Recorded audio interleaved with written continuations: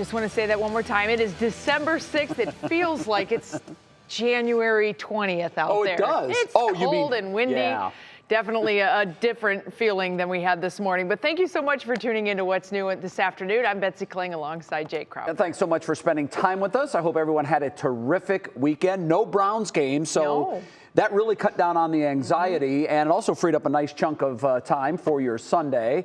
Welcome back. We missed you last week when you were on the morning shift. Yes. So welcome back to you. Good Monday afternoon to you and to everyone watching at home. Well, we are going to get started today with some news that is coming up that I got to tell you, it's an issue a lot of us have been talking about. It is, and we've been talking about it for the last couple of months, particularly as it pertains to local schools. We begin today at 5 with a continuing issue, and we've really seen this throughout the school year. It's returning to work.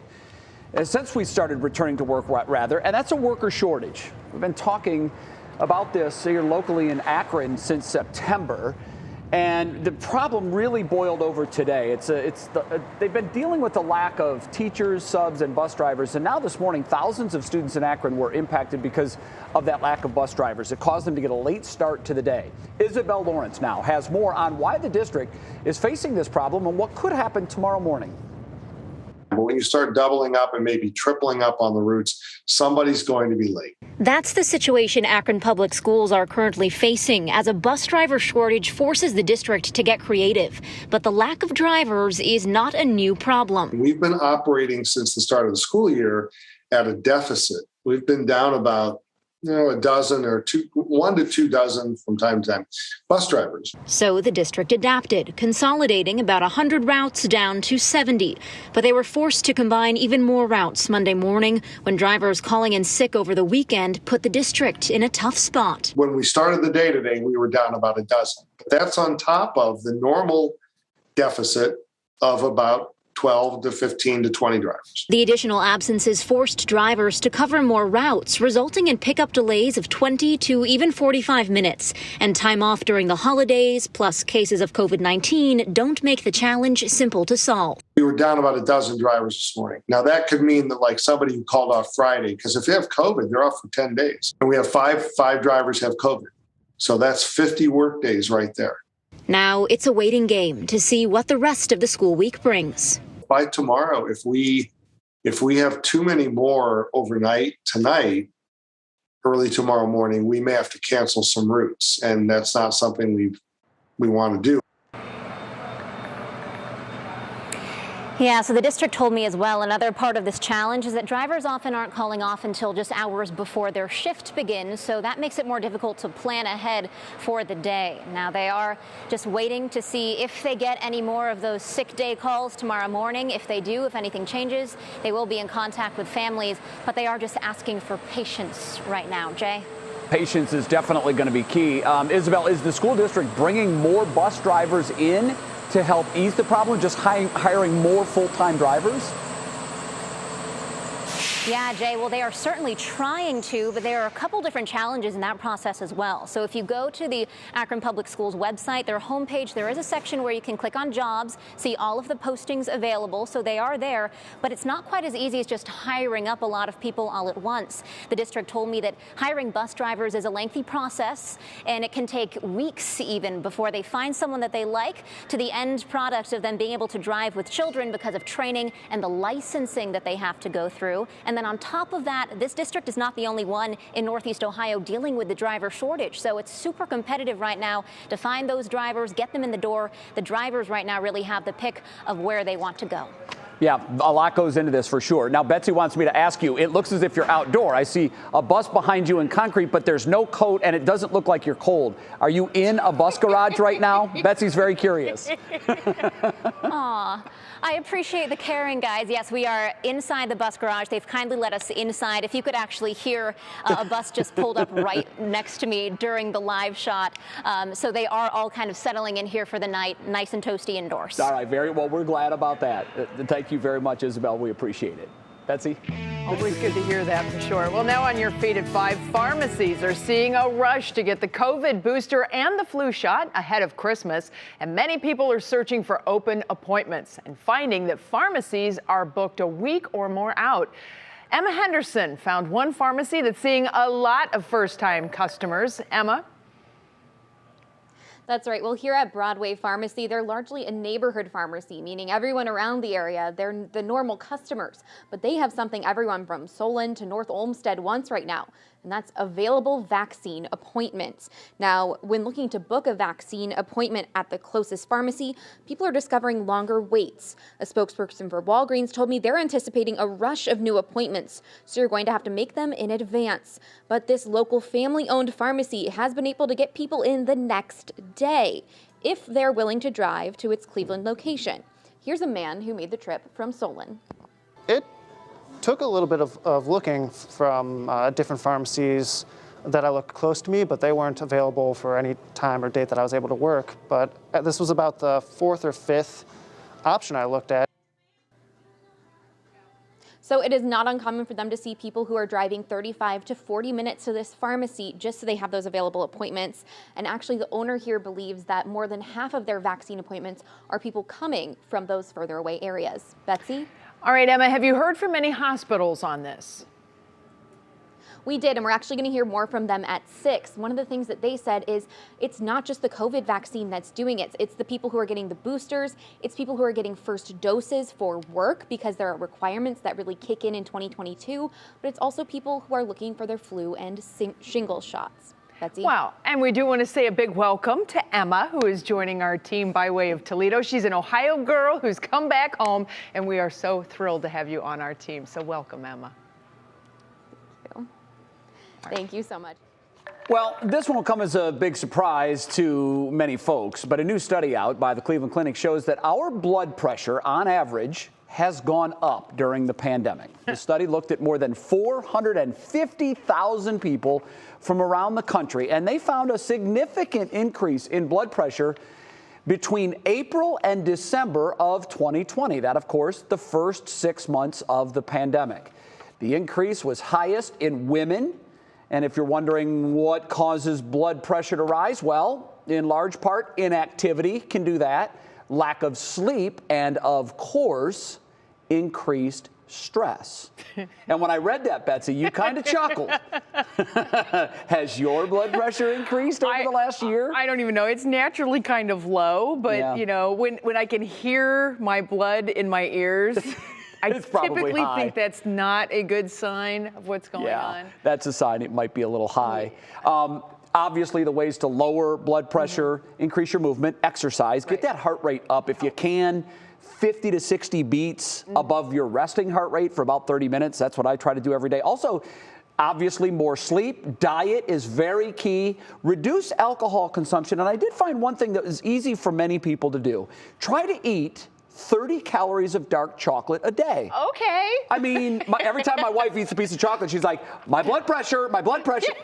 Go ahead, honey. 30 calories in moderation, and there you'll see a slight drop in your blood pressure. 30 calories of dark chocolate. Yeah, that's about half a bite. It's not much. And I should double up, I think. Okay, well, if you want. For my health. That way you won't hear your blood in your ears anymore. Well, there's nothing like being home for the holidays, and the same is true for animals, too. And now the Summit County Humane Society is looking for people to temporarily house cats and dogs over the next few weeks. Our Brandon Simmons explains how you can help give a furry friend the best gift this holiday. Meet Atari. Yep, just like the video game. She is a pit bull English bulldog mix. We believe she's between 8 and 10 years old. She's good with dogs, cats, kids. She's one of many animals housed at the Humane Society of Summit County. Rather than stay here through the holidays, she'd much rather be at home with you.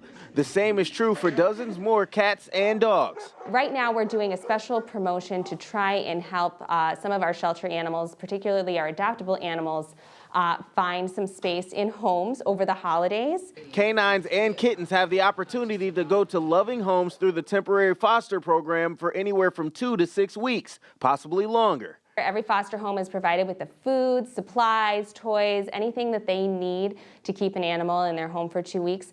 At the end, you'll be able to bring the animal back. But in some cases, foster failures occur. Don't worry, that's a good thing. In animal rescue, that's when foster volunteers end up adopting an animal permanently. You really do get attached to the animal. And on the plus side, you get to see them kind of heal and get that rehabilitation, which is the whole purpose of fostering. Jim Sebastian is a volunteer at the shelter. He has decided to keep several foster animals over his lifetime. Some of them were stressed and just needed to get out of the shelter into a place where they could kind of heal and, take away the stress that is involved with being in a shelter. And now you can help too. You never know, that temporary love may just become everlasting. This really is a cool idea. Summit County Humane Society has about 50 dogs available for fostering. Cat lovers, don't worry, there are also kittens available too. Just remember, nearly 1/3 to 1/2 of those who foster animals don't give them back, which really is a win-win situation, especially during this holiday season. Oh my goodness. Well, definitely a discussion you should have with your family before you make that 2-week commitment. But what's the process to get started? Is it an easy one? Yeah, this is a really simple process. You fill out an online form. A staff member will contact you to find out which animals are a good match for your home. As you said, check with your family first, and then you schedule a pickup time. And as you heard, the supplies, food, toys, all of those things that you need are provided, and you still, of course, will have the full support of the Humane Society too. So very easy program. It's a great way to get introduced to being a pet parent if you aren't one already. All right, thanks so much, Brandon. Sure. Cause we're all in this together. It's why God put us here.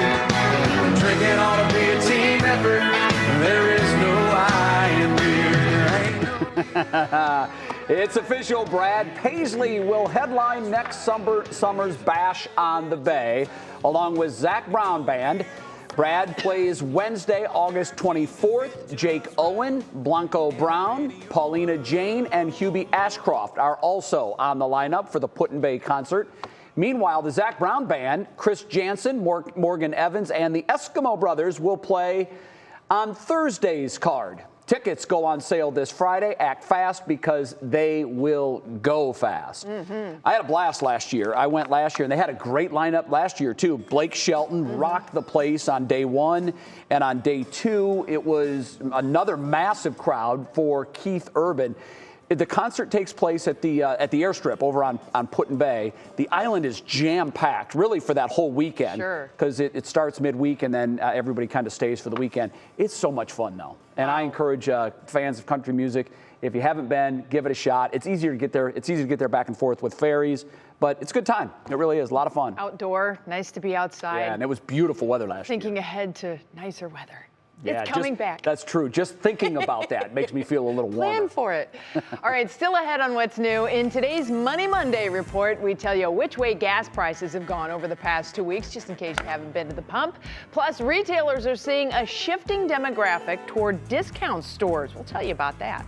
Plus, for my money, he has the best voice in the game today. Michael Buble tells us what to expect from his primetime Christmas special that we will see tonight right here on Channel 3. And he's kind of funny, too. That kind of helps out. As far as the forecast goes for the evening, bundle up, y'all. Oh, my goodness. We've got scattered snow and mix already on the radar. It is still windy, and the temperatures are still going down. We're talking low 20s in some areas to start the day tomorrow. We're going to tell you the whole forecast, which also includes 60s, coming up next. Wow. Okay.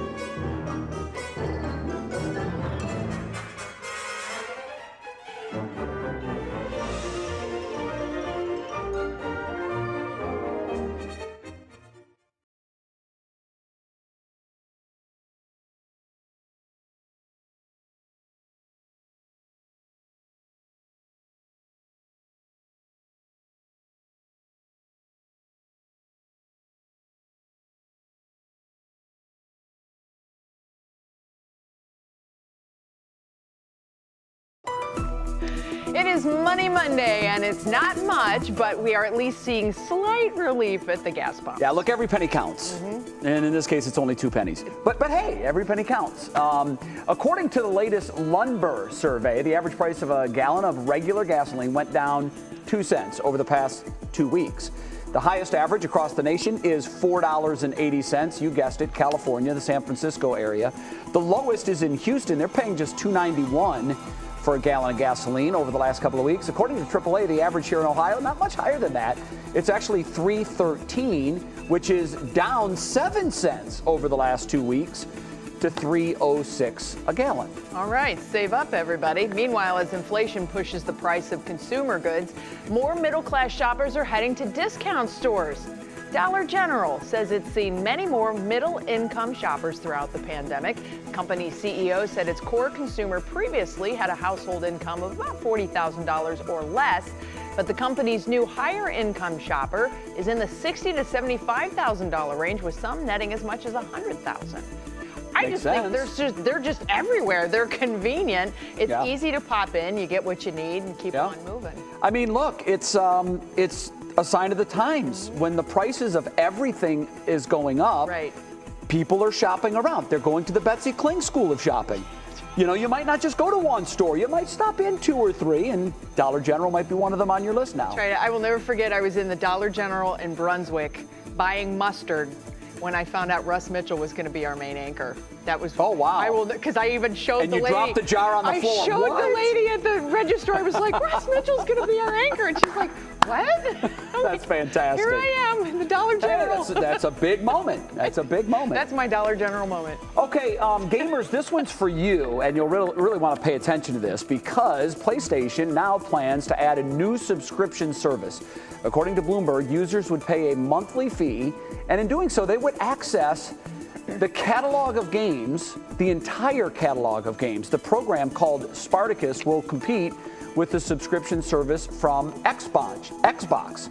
A launch for the PlayStation service is expected to come in the spring. So I did a little research because I wanted to find out, what are the prices of these things? And I know that for gamers, they really don't look at the prices. It's a way of life for them. So the PlayStation plan, this new one that's coming out in the spring, will be $60 for a full year, which is a phenomenal deal. That's like $4 a month. Right. That's really good. Is this an introductory pricing plan? I think it is. I bet it is because it's only for 12 months. That sounds shady because you can get one game for $60. But they want people to join the platform, and it is for 12 months. And I'm sure after that they'll bump the price immensely. Xbox is currently $25 a month. Yeah, that sounds more. So that's 6 times more expensive. But again, if you're a gamer, you're going to drop $100 on one big game. So the subscription is the way to go. And you don't have all those games cluttering up your game station. True. So there you go. It's out a lot. All right, a lot of folks have been inside out of this wind that has been cray-cray today. The good news is the wind is going to be settling down. The problem is the temperatures are also going to be settling down.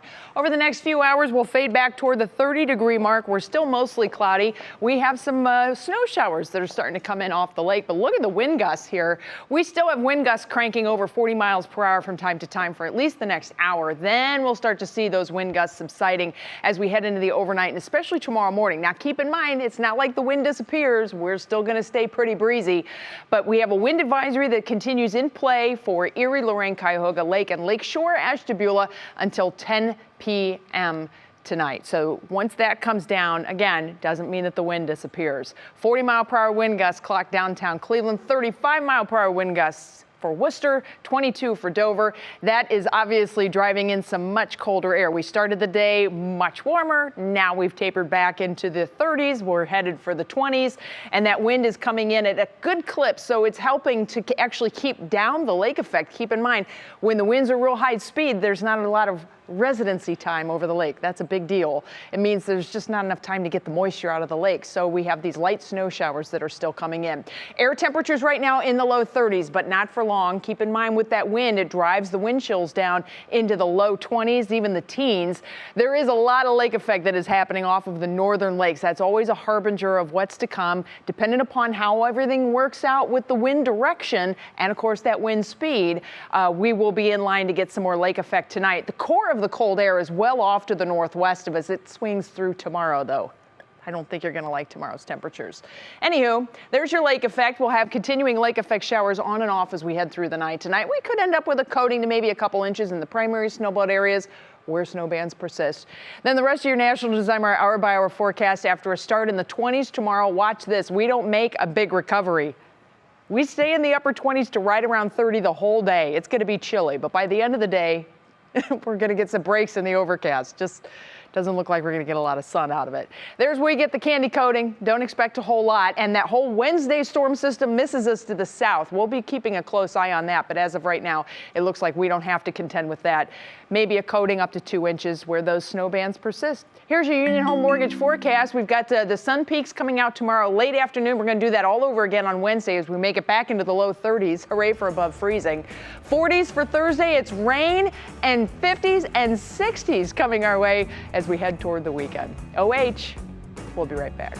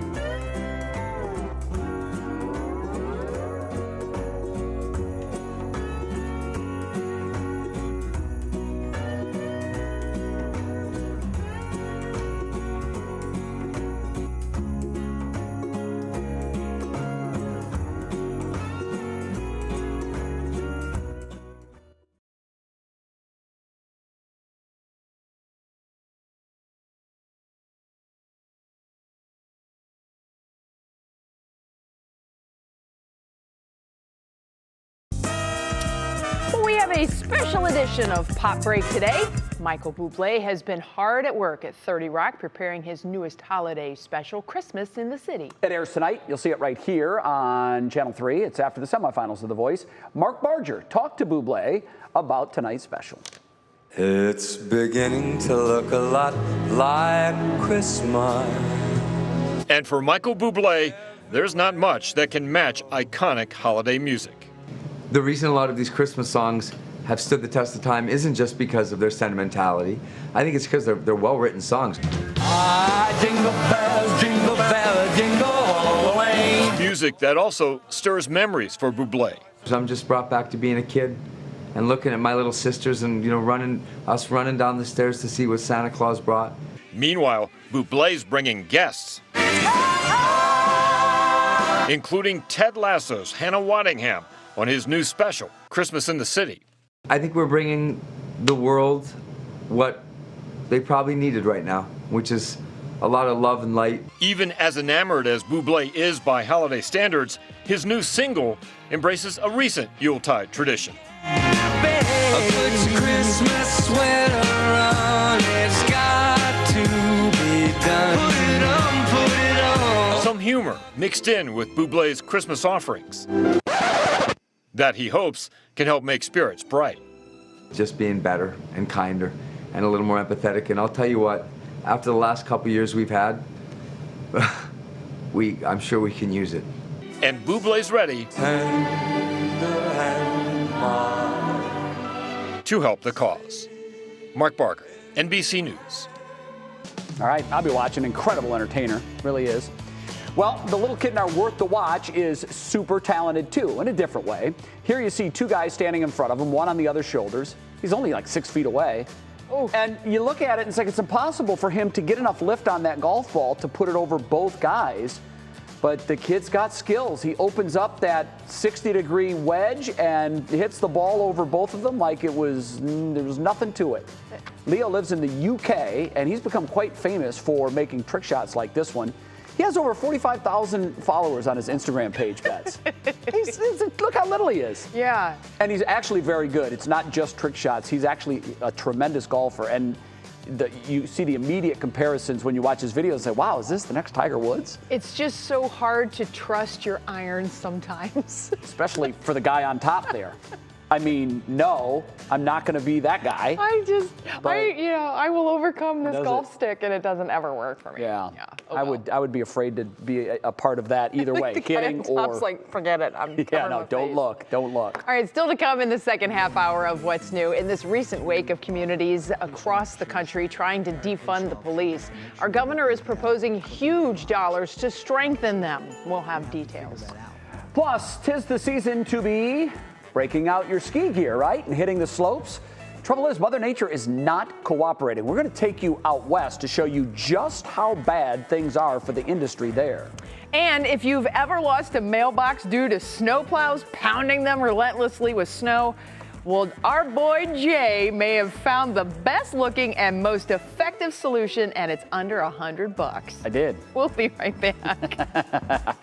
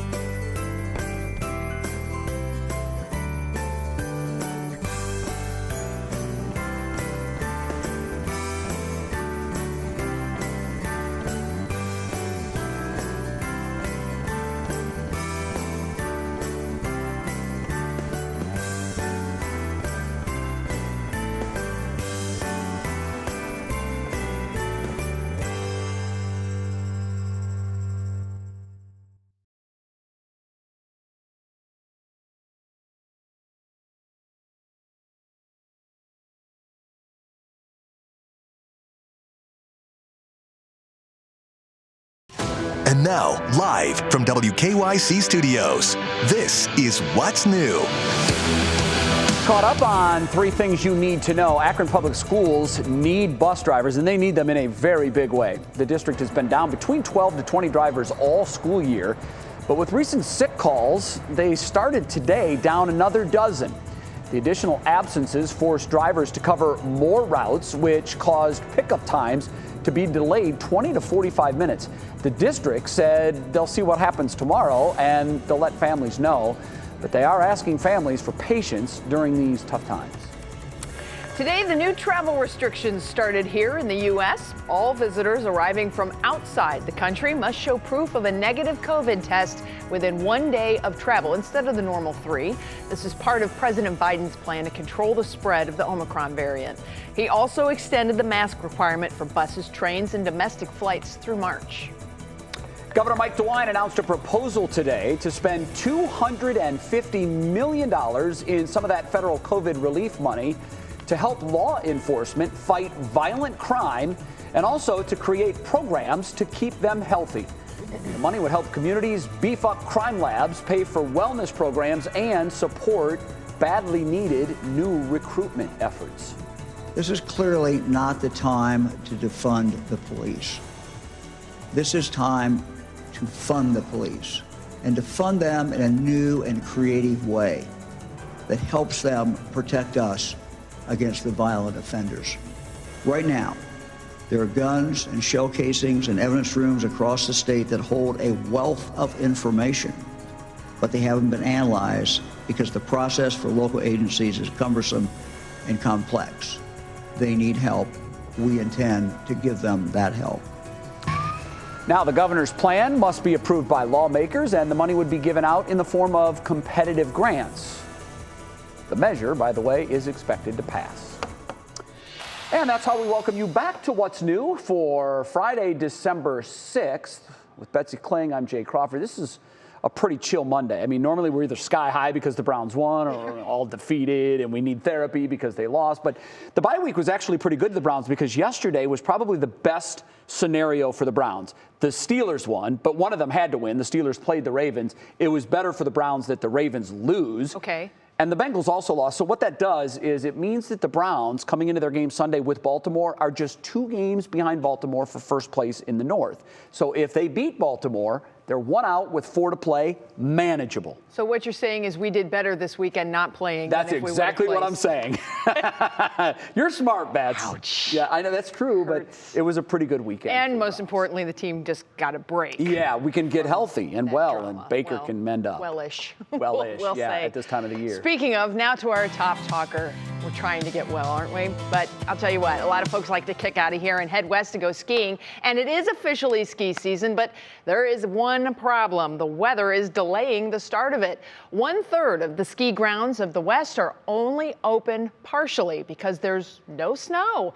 Around Lake Tahoe, where there are more than a dozen resorts, only 3 can operate their lifts. And because nighttime temperatures are above freezing, even man-made snow won't stick. I can't remember in the 16 years I've been forecasting here when we've had no snow on the ground and no snow on the trails, either from man-made snow. 16 years, that's a long time to forecast. Pretty big stretch. Keep in mind, not exactly a drop in the bucket when you look at in terms of weather. But within 60 years, in a new study projects that within 35 to 60 years, mountainous states in the West could go nearly snowless for years at a time. Now, I do want to take a moment and talk a little sense into this. Yeah, I like when you do this. Get it right, keep it real. That is my personal motto, and the keep it real part is a big part of this. La Nina plays a massive role in the western United States. Keep in mind, we have had a coolish Pacific Ocean for like the last 1.5 to 2 years. So we've been in a light La Nina pattern. Basically what that does, it sets up a high over the northern Pacific, and that messes with the jet streams. You can see it holds the frigid air farther north, and it really amplifies warm, wet conditions into the northwest United States. So up in Seattle, they've had horrific flooding, terrible rain. Meanwhile, down in the desert Southwest, they're in this huge drought and they're dealing with wildfires. Keep in mind, though, when it comes to the weather here in Northeast Ohio, we have to not only deal with La Nina, and I don't know why my computer, there it goes, But we are more concerned with what's going on in the North Atlantic. And you never hear about this. You only hear about the Pacific La Niñas, and that is because that is a very large studied swath. The North Atlantic oscillation is highly variable. 2 weeks at a time we can predict it. That's not very much.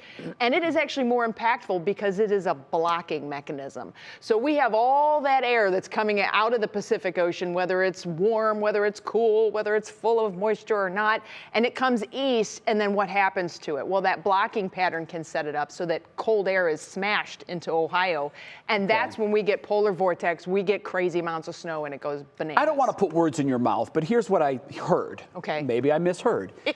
I don't think we should overreact to this. Our planet necessarily isn't about to melt. This is more a temporary situation because of La Nina, and these patterns tend to work themselves out over time. Here's the thing about the climate change that puts into this. This is a seasonal scenario. Climate change amplifies things. Right, okay. So if we have, a dry summer, now it's going to be even drier. Right. Or it may be drier for a longer period of time. And that's why they're talking these longer time scales without snow. Major changes coming in. That would be the climate change add-on to this seasonal variability. I think I understand that. I hope I do. Okay, if you're not looking at your television set, stop what you're doing and take a look, because this is super cool. This is from Western Antarctica, and it was plunged, into complete darkness for just a few moments during a solar eclipse. This happened on Saturday. The Earth's southernmost continent gets continuous daylight from mid-October until early April. That's, of course, because of the Earth's tilt. Well, the solar eclipse added about 1 minute's worth of darkness over the region. A solar eclipse, of course, happens when the moon comes between the sun and the Earth, casting a shadow on the Earth and taking that light away. So cool. When you're 6 months at a time in daylight, I know it's not much, but it's a minute.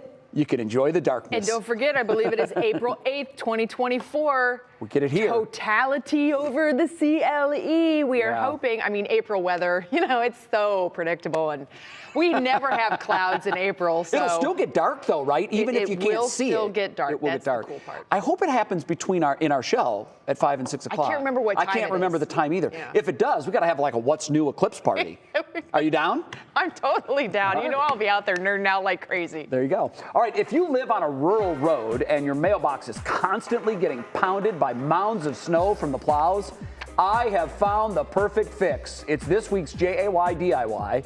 It is inexpensive and it's very easy. And Jay gets to mix concrete. All right, we saw some popular eateries on Cleveland's trendy East 4th Street close during the pandemic. But tonight we're going to tell you about an exciting newcomer.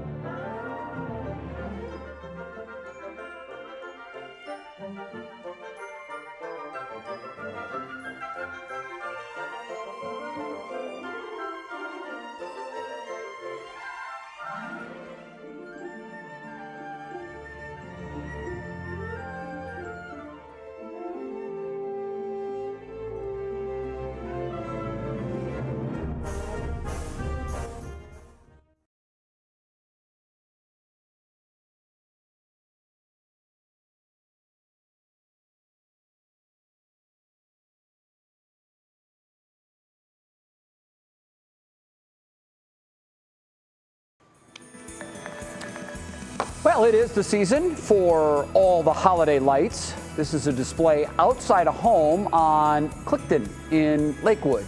And we want to see your lights too. You can log on to the WKYC app, click on the Near Me feature, upload your pictures or video with us, share with us, link.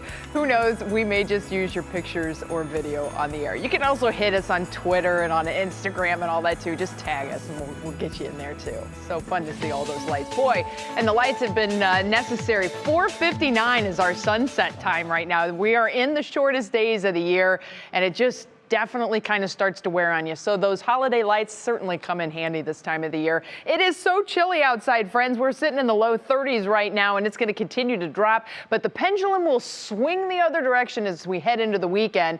We don't have any major snow coming anytime soon, but it looks like we're going to get some rain out of all of this. We are also dealing with some pretty darn gusty winds, as those winds are out of the west and eventually the northwest later tonight. It is so windy, in fact, that there's not a lot of residency time for the air coming across the lake, so we're not getting good lake effects set up. That being said, that wind is still slamming the lakeshore, so we do have a wind advisory that's in effect for the lakeshore counties until 10. There's a look at the lake effect snow that is ongoing out there, and you can see it's not really coming in hot and heavy, meaning bands, but you can see how scattered it is, cellular nature of that lake effect snow, and we'll continue to see that. Remember, we have a west wind right now. It'll go more northwest and we'll start to open up more of the primary snow belt later tonight. Meanwhile, the bigger picture shows that, yeah, we've got a lot of lake effect snow coming off the rest of the Great Lakes, but it's this line of rain and stormy weather all the way down to the south that's going to be the focus for the next couple days, because we are going to see a little storm system sneak up the Appalachians. Now, we were initially, like last week, like, oh, Wednesday. Now it doesn't look like it's going to get all that exciting for us, but it is all going to ride along the southern periphery of the very cold air that will be here tomorrow. Here's your National Design Mart big picture forecast. And as you can see, by the time we hit Tuesday, that cold air is here. We're talking about a high of 30 tomorrow. And then once we get into Wednesday, you can see how things kind of fire up to the east of us. So we are not concerned about heavy snow on Wednesday anymore. If anything, we're probably just going to get a little rain snow mix out, or a little flurry mix out of it. Anywho, the bigger picture then shows another storm system beginning to develop later in the week. This one is of import because it will be bringing us warmer air, and ultimately by the time we hit Friday and then into Saturday, a bigger storm system goes north of us. We end up with rain, could be quite a bit of rain in some locations, and these temperatures that are probably going to be in the 60s as we start the weekend. As for tomorrow, 30. Morning, lake snow changing over to a few sun peaks late day. And again, those temperatures are going to be cold. Wind chills will be down in the teens in the morning, so be advised of that. Low 30s then for Wednesday. Here come the 40s, the 50s, and the 60s as the rain starts to move in too. We'll kind of see things even out a little bit on Sunday, Jay, with a rain-snow mix and low 40s. That's crazy. In a 3-day span, I see the 20s and I see the 60s. Oh, wait. I love it. I-O, baby. All right, this is going to be of interest to many of you. If you live on a rural road, chances are pretty good you've had your mailbox bowled over once or twice when the snowplows come through and just slam it with tons of snow winter after winter. But there is something you can do yourself to keep that from happening. So my father-in-law asked me recently to save his mailbox, and we turned it into a JAY DIY. So this Operation DIY is Operation Save a Mailbox. You've seen them strewn along the roads on rural side streets and back roads throughout Ohio. This is basically a very simple job. You're going to need 2 4x4s, also a kit, which I ordered online. It's actually from an Ohio company. They're located in Streetsboro. It's Simplay 3. These are basically my shields that I'll attach to the 4x4s. I'm going to dig the holes just outside of the mailbox. So I'm going to need a post hole digger. I have some Quikrete, a couple of buckets of water. I'll mix that up, concrete the posts in, and we're good to go. So I've measured 16 inches back from the mailbox, and I've placed my 2 marks on the ground exactly 7 inches apart. That's how far my 4x4s need to be separated by, because the panels have grooves that are exactly 7 inches. So here we go.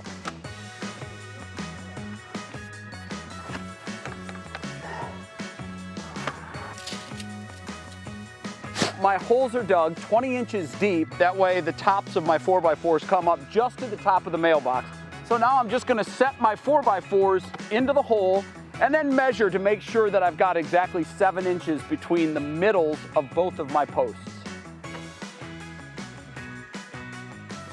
Okay, so my posts are now in the hole. Now I'm gonna pour some of my Quikrete down. I'm gonna do it this way. I'm gonna pour Quikrete and then water to let them set up. Then I'm gonna mix the rest and fill it up to the top level with the mixed concrete.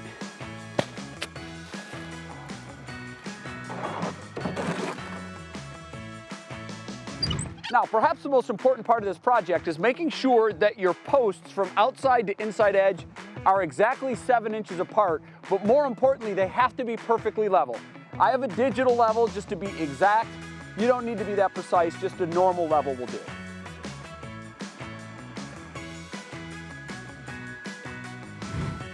Now with a 3/16" drill bit, I'm gonna put all of my holes lined up with the unit into the wood, attach my hardware, put on my numbers, and I'm done.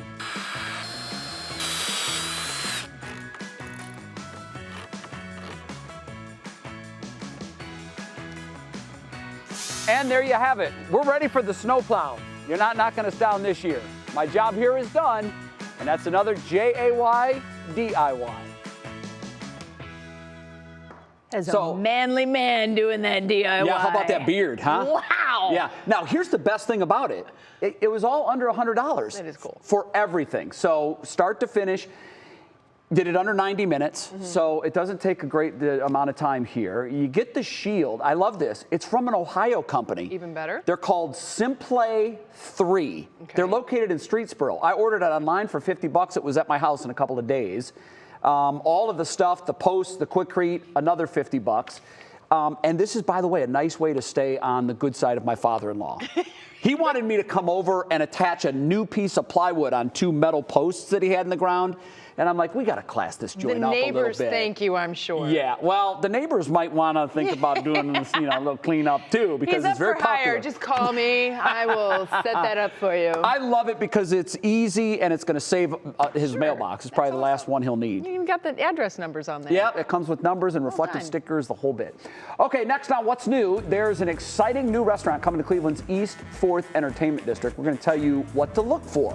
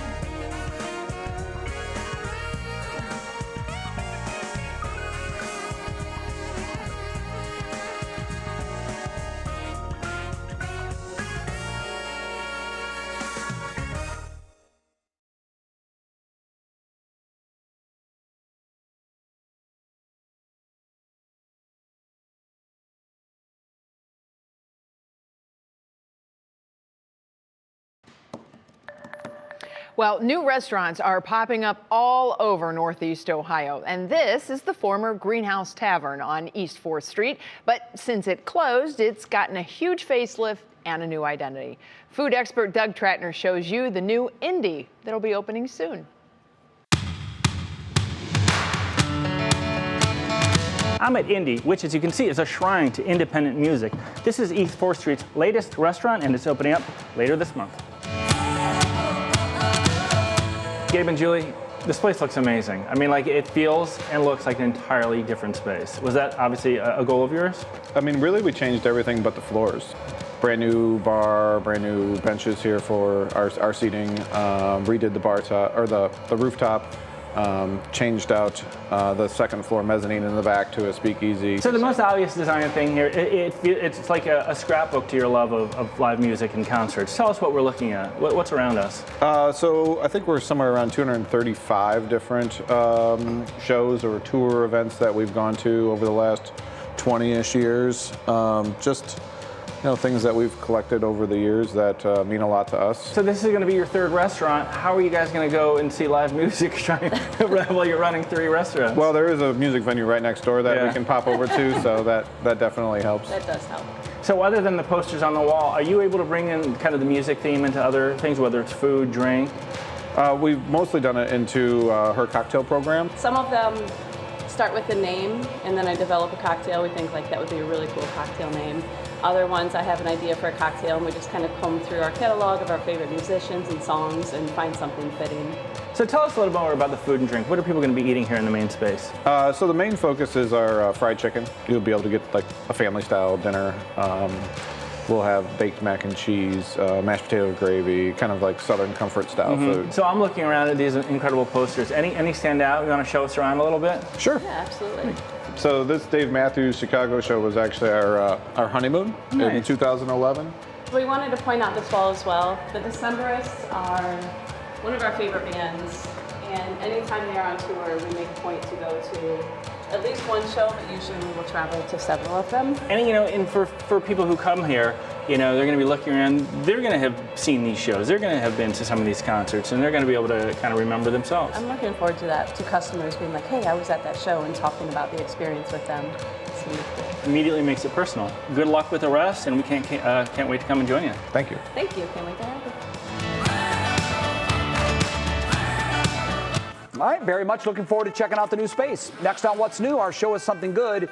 Takes us down under where police tried to help a young boy who's going through an unimaginable experience. That's next.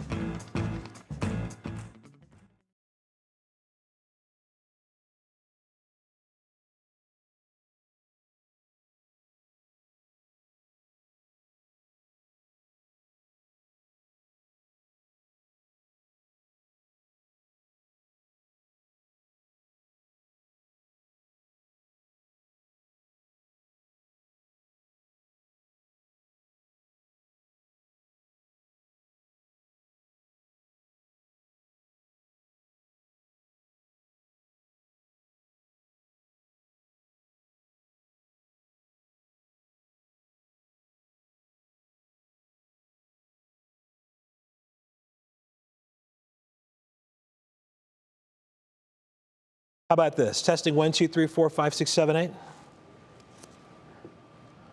Hello. David, can you hear me? Listen, little lie. Yes, you can. Listen.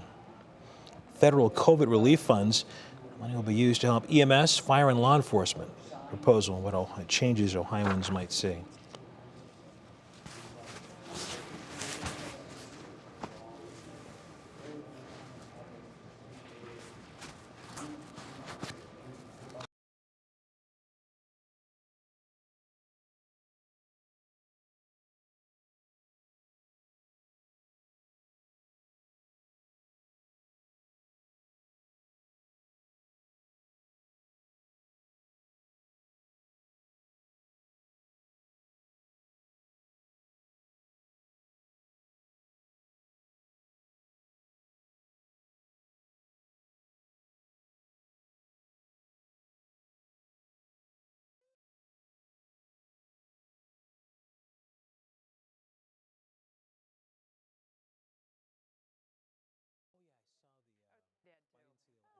help us? Okay. I got you. Thank you.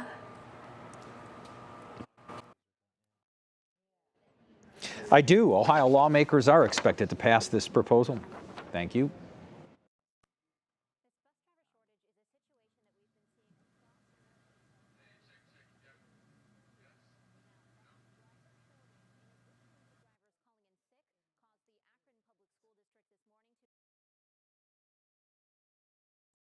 Causing delays at pickup this morning of up to 45 minutes.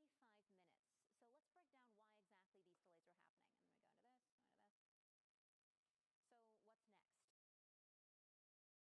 are happening. Today's Show Us Something Good comes from Australia. It's a tough story, it really is. Certainly doesn't start well. Has an okay ending though. According to police, Remy, the little boy you see here, lost his father. Authorities have charged his mother with his death. So the young man just going through an incredibly difficult time. So to help Remy cope with everything, a local police department surprised him with that beautiful lab puppy.